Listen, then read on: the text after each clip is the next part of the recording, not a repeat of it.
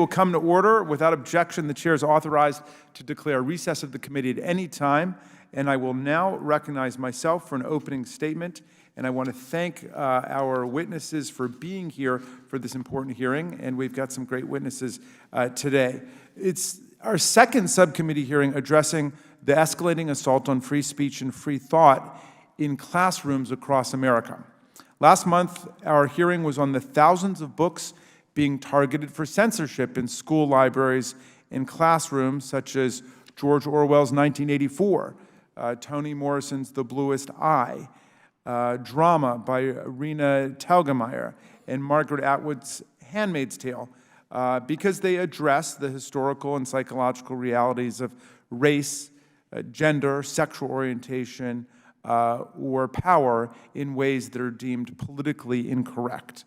Book censorship wrecks a healthy environment for free inquiry and learning, and I have been amazed by the widespread response we've received across the country to our hearing from students, parents, teachers, and authors alarmed by what's taking place in their communities.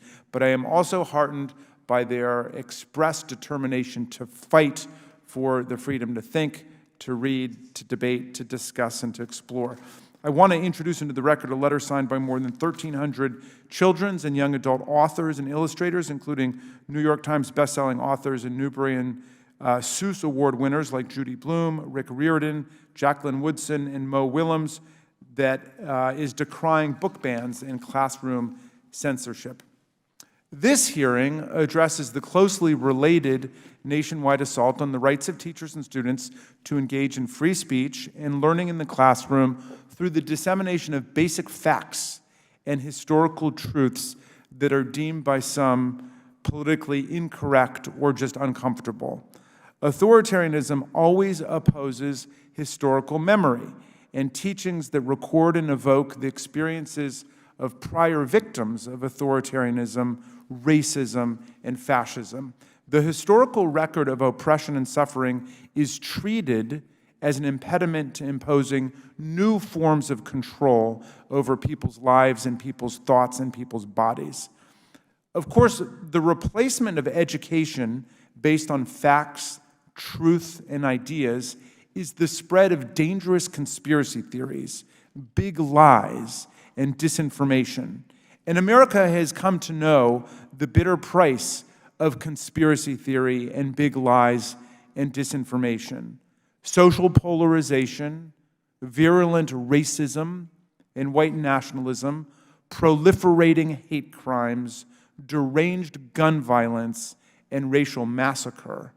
The people of Buffalo, New York, just paid that terrible price on Saturday. 6 days ago, an 18-year-old gunman jacked up on deranged conspiracy theory and white supremacy, packed up a small arsenal of firearms, and drove 4 hours to a neighborhood grocery store in Buffalo, New York called Tops Friendly Market, where he proceeded to execute 10 people and wound 3 others.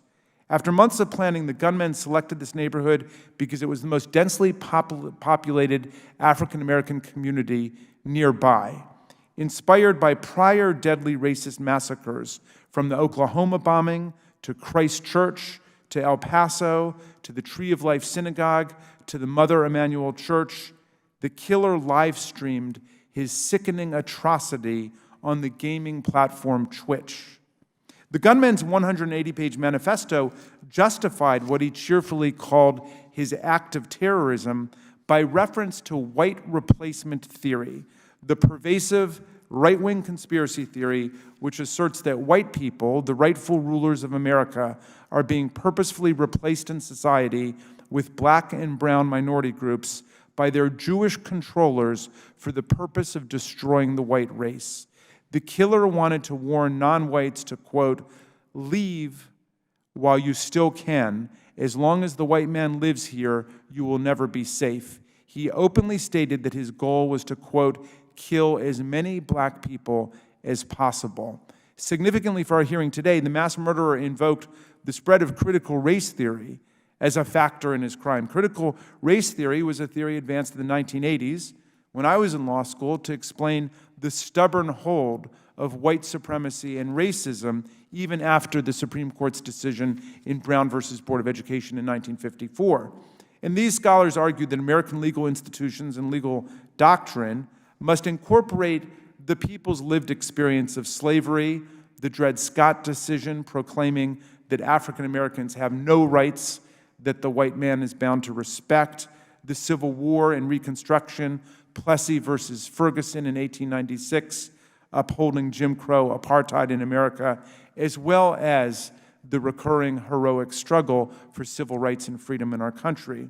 Critical race theory has barely been taught in most law schools recently and was never taught in America's public schools, in elementary school or middle school. The vast majority of public school teachers had never even heard of it before the right wing decided to make it the name of everything they wanted to purge from public schools in America, specifically the actual history of race and racism in our country, as well as teachings about gender, sexual orientation, and gender identity. This effort began with a right-wing propagandist named Chris Rufo, who decided to use critical race theory as the cover and the villain for his campaign to destroy public education in America. In November of last year, he tweeted, "It's time to clean house in America, remove the Attorney General, lay siege to the universities, abolish teachers' unions, and overturn the school boards." Recently, he elaborated his program in a speech called "Laying Siege to the Institutions," apparently a favorite phrase of his that has an eerie ring to those of us who were here on January the 6th, 2021. But in that speech, he stated, to get to universal school choice, you really need to operate from a premise of universal public school distrust. And he said, you fight on terms you define, giving the game away in his attack on our institutions. You have to create your own frame, your own language, and you have to be ruthless and brutal in pursuit of something good. When called out specifically for attempting to create a mass campaign against public education that starts with 1, sowing mass distrust in public schools in order to win, and 2, universal school choice, Rufo responded, hell yeah, thanks for sharing. This sinister strategy to promote paranoid distrust in the school environment is now playing out in states around the country. Some 17 states have passed classroom censorship laws or adopted orders prohibiting the discussion of race-related issues in history, literature, and current events in public schools. These prohibitions include teaching anything that might make a student feel guilt, anguish, or psychological distress on account of race or sex, which imagines that our students, millions of students, specifically white students, are snowflakes who cannot handle the actual history of our country, including racism, Jim Crow, or massacres like the Tulsa Race Riot. These laws are designed so that if a student hears something that might make them uncomfortable, their parents can complain and in many states get the teacher disciplined or fired. This is, of course, an absurd, unworkable, and dangerous principle upon which to base education about history and society, which is inevitably filled with material that might make someone or everyone uncomfortable. Must we purge the teaching of World War II with its genocide and massacres in high school because the students are considered too fragile to handle the truth? Must we purge the truth of wars against Native American Indians in the 18th and 19th century because that would hurt the feelings of the descendants of whites who were alive at the time?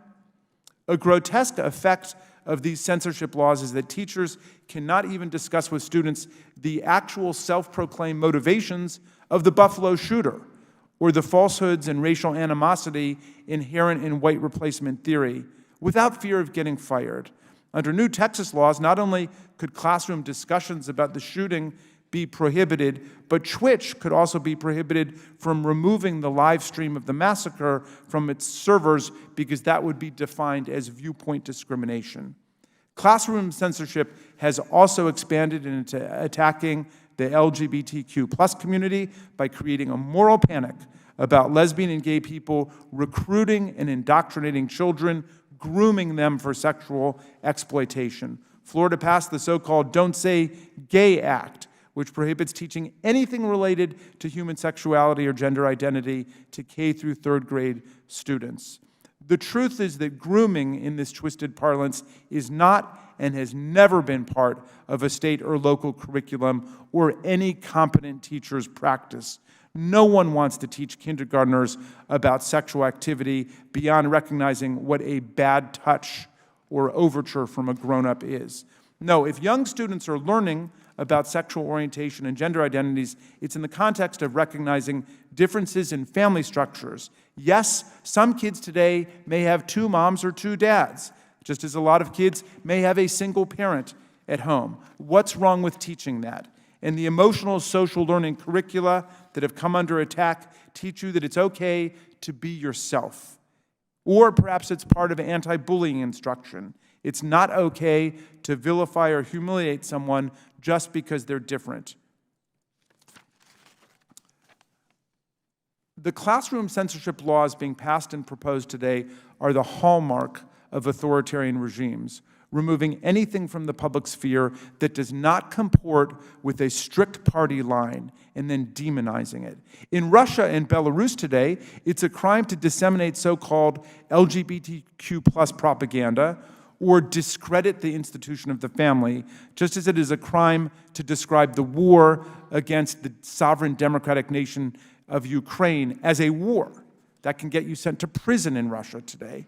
A proposed law in Tennessee would prohibit the use of any classroom material addressing LGBTQ lifestyles. A proposed Kansas bill would make it a misdemeanor to use any classroom materials depicting gay people.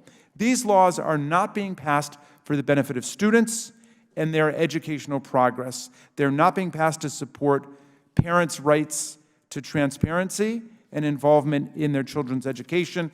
They are being passed to enforce the will of a right-wing minority hell-bent on destroying public schools against the exhausted majority of parents who support real education and trust teachers, principals, and elected school boards to do right by their children. These laws are being used to undermine public faith in public schools and destroy one of the key pillars of our democracy, one that it was precious to the founders of our country and that is precious to the parents of America, more than 90% of whom send their kids to public school. I look forward to hearing from our excellent witnesses today, and I now yield to our superb